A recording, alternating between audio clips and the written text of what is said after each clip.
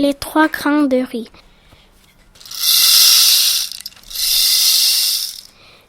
Ce matin, petite sœur Lie a mis sur mon dos un sac de toile brun.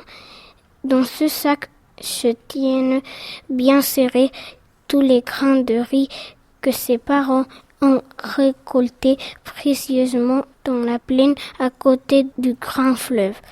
Et petite sœur Lie est partie en courant pour vendre ce riz au marché.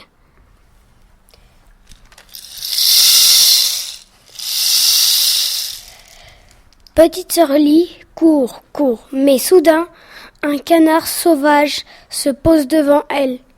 Petite sœur Lie, donne-moi du riz.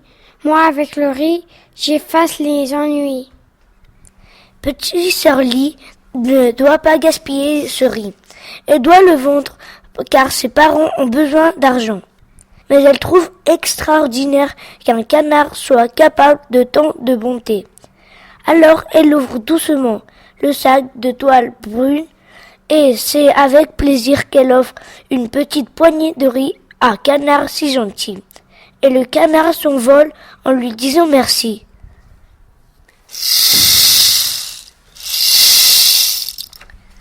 À l'entrée de la forêt de bambou, petite sœur Lie court toujours quand soudain un panda se présente devant elle. Petite sœur Lie, donne-moi du riz. Moi, avec le riz, je combats les méchants. Petite sœur Lie trouve formidable qu'un panda soit capable de tant de courage. Alors elle ouvre une nouvelle fois le sac de toile et c'est avec joie qu'elle offre une petite poignée de riz à un panda si courageux. Et le panda se sauve en lui disant merci.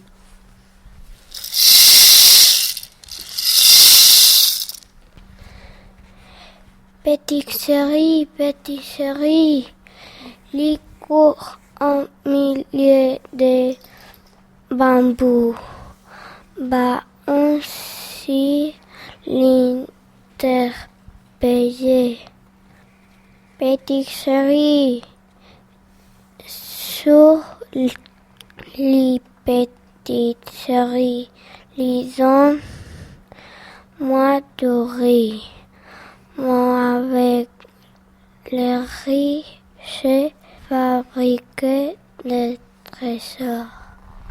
Petite sœur Lie trouve incroyable qu'un singe soit si doué. Alors elle ouvre une nouvelle fois le sac de toile.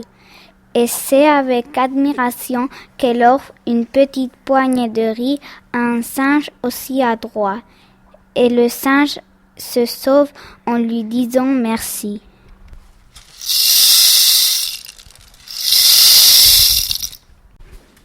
Mais quand petite sœur Lie traverse le pont, le dragon du fleuve bondit en rugissant. Petite sœur Lie, donne-moi du riz ou je t'avale. Petite sœur Lie a tellement peur du dragon qu'elle lui jette une énorme poignée de riz pour qu'il la laisse tranquille. Mais le dragon ne dit pas merci, vraiment pas du tout. Au contraire, il se fâche de plus belle et il rugit. Petite sœur Lie, tu te moques de moi? Une poignée ne suffit pas, je veux tout ton riz. Donne-le-moi. Ah non, répond petite sœur Lie, tu exagères. Ce riz, je dois le vendre au marché. Et petite sœur Lie court de l'autre côté du pont. Le dragon est furieux. Il se dresse pour cracher sa colère contre petite sœur Lie. Il lance des serpents de flammes qui transforment le ciel en brasier. Il avale l'eau du fleuve et le recrache pour noyer petite sœur Lie.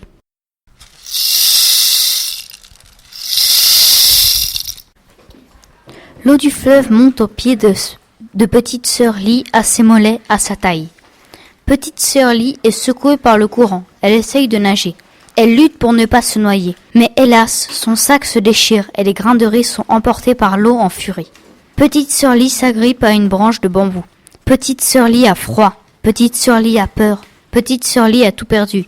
Enfin, c'est ce qu'elle croit.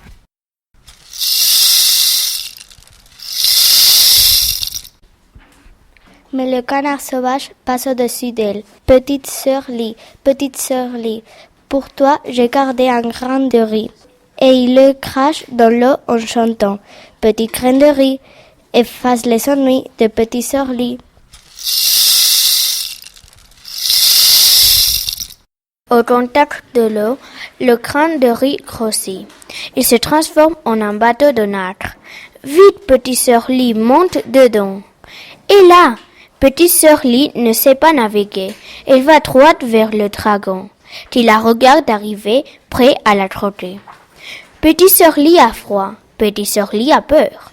Petite sœur Lee va mourir. Enfin, c'est ce qu'elle croit.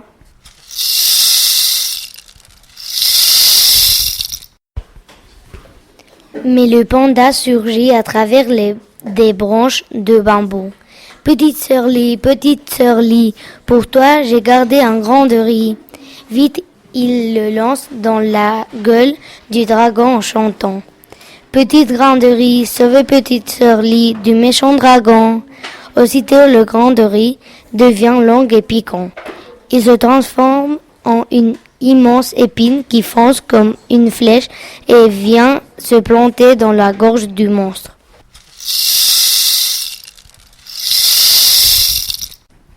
Et voilà le dragon qui bâille et s'endort. Il se couche au fond du fleuve et toute l'eau le suit et rentre dans son lit. Petite sœur Lee accroche le bateau au ponton et elle court chez elle pour voir si ses parents n'ont pas été emportés par l'eau du fleuve. Quand elle les aperçoit bien vivants sur le seuil de leur maison, le cœur de petite sœur Lee se soulève de joie. Et la petite sœur Lee n'a ni riz ni argent. Elle a peur de se faire gronder car elle revient les mains vides. Elle a tout perdu. Enfin, c'est ce qu'elle croit.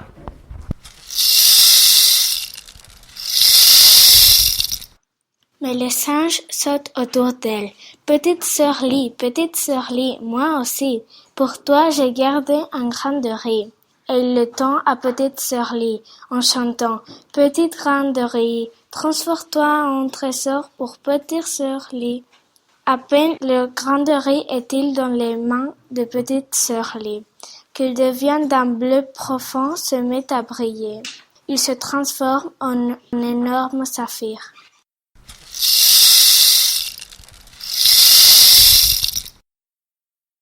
Alors, petite sœur Lee court offrir cette pierre précieuse à ses parents et se jeter dans leurs bras.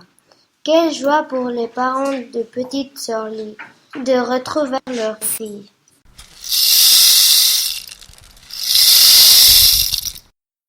Mais aujourd'hui encore, ils n'ont pas vraiment compris comment petite sœur Lee a pu leur apporter un tel trésor à la place d'un seul sac de riz. Mais comment un canard sauvage, un panda et un singe sont devenus, ce jour-là, ses amis pour la vie.